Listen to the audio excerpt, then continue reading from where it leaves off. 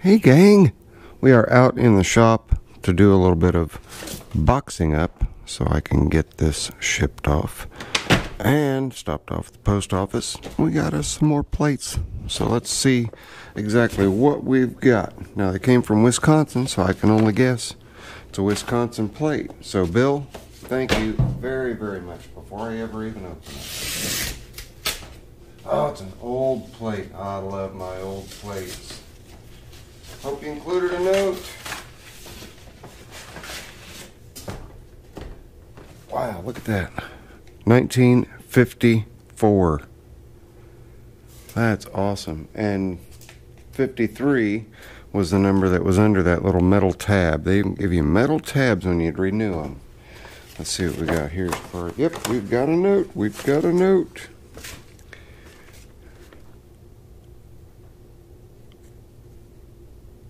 Huh? Wild Bill. It's as old as he is, born 1954. So here you go, guys.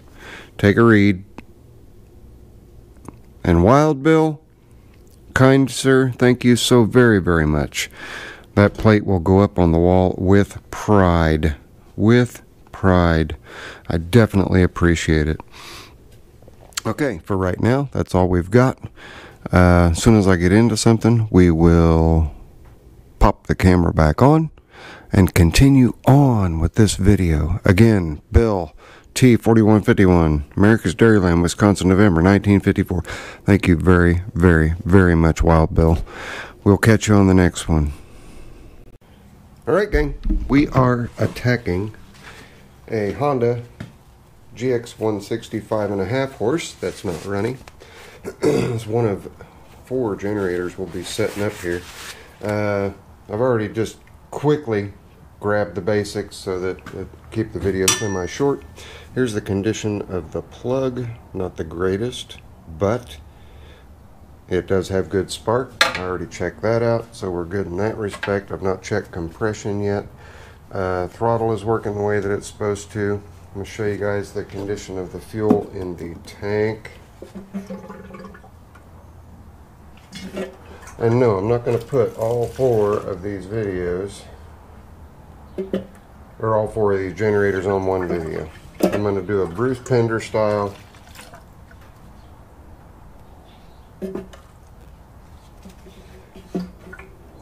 One at a time video. So, okay, you can see the color has changed quite a bit, and I went directly to the bottom of the tank, and I'm got to get that fuel to settle. Okay, I don't see any water, but I did see water when I pulled the little drain screw out, which is located right here on the side of these Honda fuel bowls. And I've got the main bowl screw loose. We're going to pop that sucker off and see what kind of junk we've got in the bottom of it. We need to give it a nice little love tap and see how big a hammer I can find. Ha! We'll just use this. This is a little lead composite hammer here. There we go. That wasn't too bad at all. Oh wow! Yeah. See, the inside of that fuel bowl is just trashed. So, and we've got a bunch of gel in there, and the rest is indicative of the water that was trapped in there, because the water always finds the lowest path because water is heavier than petroleum products. For anybody who didn't know. Okay, the needle's working all right. There's a lot of rust there. I'm just going to real quick run a cleaner through the main jet. Now I know that these have holes going, excuse me, this way in the jets as well, so more than likely that carb's going to have to come off, but I'm going to give it a fighting chance because it hasn't been in the shop for over at KT Pond for an extended period of time. So I'm going to give it the benefit of the doubt that I can resurrect it without having to remove the carburetor. We're going to give that a first shot, and then if that doesn't work, then we will remove the carburetor. Gotta find the right one.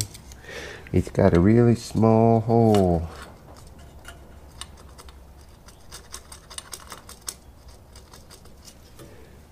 Really small. Let's get even smaller. Come on. Gotta find one that'll slide up in there. There we, oh, it was plugged. Okay. So maybe we got lucky there. We're gonna blow a little bit of compressed air in it and see. Yeah, there's nothing on the needle itself. These are actually the handiest things. And Bruce has one that's akin to this, which is just a crimped piece of copper with a wire in it. I think his is brass. And these work really good for cleaning the holes out too, because it's a nice tempered, rigid piece of really small diameter wire. But these are just torch cleaners, and they have these listed on eBay and different sites as carburetor cleaners, jet cleaners. It's the same exact thing. So don't spend the extra money on a carburetor jet cleaner. Just get you a set for torches, and it won't cost you as much, because they are the same exact thing. And what they are is essentially just a cylindrical file. I'll show you that. You can see all the ridges on those. Just a cylindrical file, and they're not real aggressive. It's just enough to, you know, just to clean copper, because most torch tips are copper. So we saw the condition of the gas. I've let it sit and settle a bit, and I still see no water in it. The gas does not have a super funky odor, but it does have enough of a funky odor, but there is so little in there. I think I'm just going to dilute the tar out of that fuel by putting a half a tank of fuel in there, and then I'll run some out without the fuel bowl on, and I'll just catch it right under here if I made my cup short enough. We'll see here directly. Yeah, I made the cup short enough. We can go ahead and fill the tank and do that right now with the camera running. By the way, hello gang. Yes, a tremendously long winter for me here, having to deal with various health issues. But my hand is still kind of wonky, but it's getting better. I tore a ligament in my hand. I tore this ligament right here, and when it tore, it didn't tear the whole thing, but it tore enough of it that it bunched up right here. I don't know if you guys can see how big that knuckle looks. Well, if you look at this hand, you can see. You see that? So that's what happened. There is enough there that, you know, I still have full range of motion. I still can't open my hand completely up or close it completely. I can close everything but that middle knuckle. But it's getting better. So, and the pain in my back is still a pain in my back in between my shoulder blades. But that's Zippo's life, guys. All right, let's drain some of this fuel out until we get a nice good color beyond this nasty color. You know what? It's probably a good idea to go ahead and get rid of this so that we can see the color change, isn't it? Give me a second. I gotta get rid of it. I gotta find a real safe spot to put it.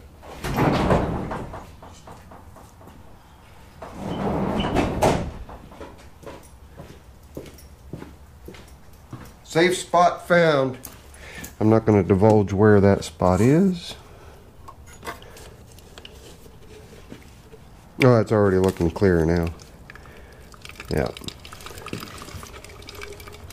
And we are getting water out now, so probably a good thing I decided to do it this way. But our color is a lot better. I think we've probably diluted it enough that we can get away with running it, hopefully. So we'll find out here directly. But let me show you guys the color. You guys remember how yellow the other was? See how much? And you can see that it's kind of cloudy. That's the water that's mixed in with it. So there was some water in the bottom of the tank. I am trying to train those guys at the pawn shop to put the, and I gave them small engine ethanol treatment to put in all of their equipment. I just don't think they've done it yet. So what I'm going to do, I'm going to go to their warehouse in Anderson and to their shop in Muncie, their new shop. They actually bought a bigger shop. and the one in, or not Muncie, but Anderson, and then the one in Muncie, and I'll go through and I'll treat all the fuel, make sure everything's running, so that will lessen my load come this spring. Because if last season was any indication of how this season's going to be, none of my projects will get done. And Sean, I'm getting these done and out of the way real quick, and I'll tell you why. Give me just a second. Okay, I'm back. A good friend of mine lives out in Pennsylvania. I've talked to you guys about him. His name's Heliarch, and if you haven't already, it's Heliarche. I will, at the end of the video, put a link to his channel where all you have to do is just click it, and then you'll be subscribed to it, as well as his last posted video. He's trying to get over 1,000 subs. Now, the deadline for losing monetization was yesterday for anybody under 1,000 subs. But if we can get him over 1,000 subs, then he can get monetization again in short order. So I'd really appreciate it if you guys would go over there and hit that subscribe button. But he was needing a good meter, and anybody who knows electronics knows that Greenlee and Fluke are really, really good meters. So what I actually did with these 3 generators was exchanged my labor, all of my labor on all 3. One of the other ones is someone else's. But I exchanged all my labor for these 3 generators for a meter for my buddy Heliarch. And conveniently, it also came with a inductive tester that you just get near. You don't actually have to connect any kind of metal. It just reads it, and then an LED light comes on. And then an outlet tester that has 3 different lights on it, tells you the condition of your outlets and your grounds and reverse tops and all that kind of stuff. So, but I digress. Let's get back on point. We've already been talking. I can't see what it says on the screen. Been talking for 10.5 minutes. So I'm going to go ahead and pause the camera, button this up with the new fuel in it, and see if this sucker's going to start. So give me just a minute. Alright, it's time to see if this thing's going to crank up. This one does not have a set throttle. You have to throttle it up. And that kind of worries me a little bit, because these have got to be set at 60 hertz and put out 110 to 120 volts. But, you know, we'll cross that bridge. And I'm not going to videotape that on this one. We may do that on another one. But let's just see if we can get this sucker running. Switch is on. Choke is on. We ready?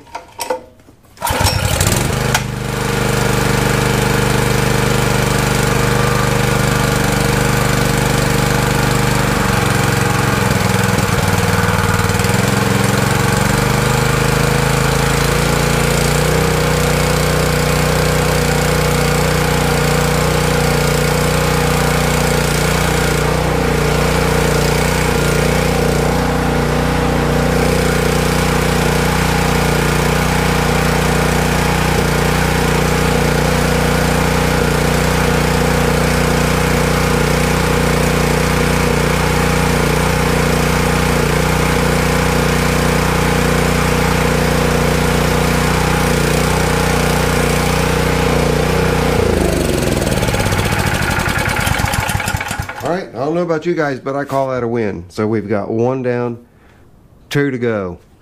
I will catch you guys on the next one. This was a easy fix.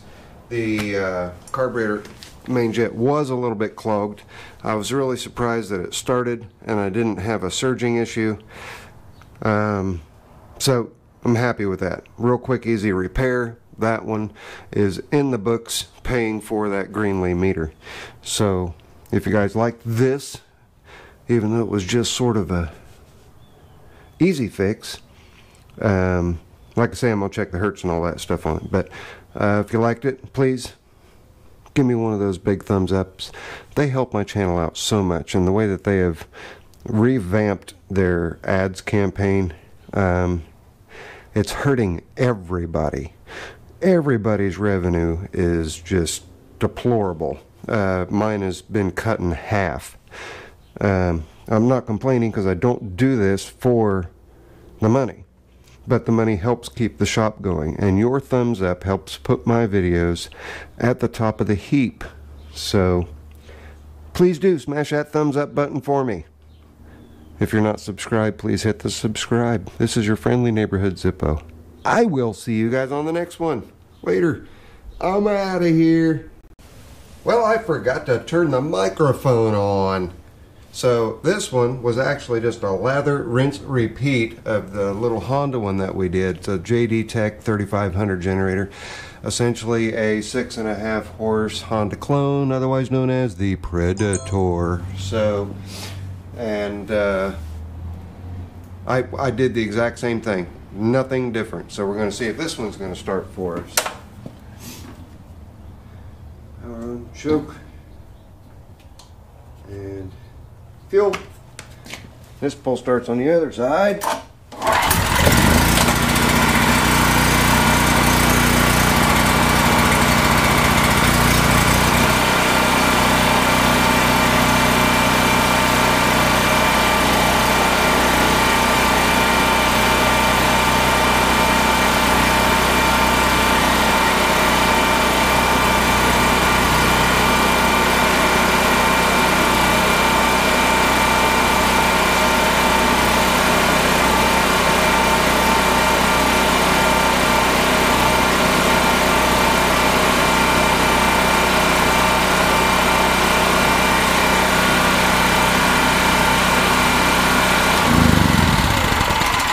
Okay, that's 2 down. What I said in the previous part that I didn't put on there was I'm just going to tack this on with the first generator, since this one was a mirror image of or an exact replication of what I did with the Honda generator. So that's 2 down. We have 1 more to go. Today we'll work on the other one. It's not a rush, and it's another fuel dump. But this next one that we've got, we will have to do a little more in-depth repairs to it. So stay tuned. I will see you guys in a little bit. Please, thumbs up. If you're not subscribed, hit that subscribe button. And beside it's a little bell. That bell icon will tell you every time I upload a video if you want to know. So guys, take it easy. I'm glad you all hung out with me with these 2 generators. I will see you on the next one.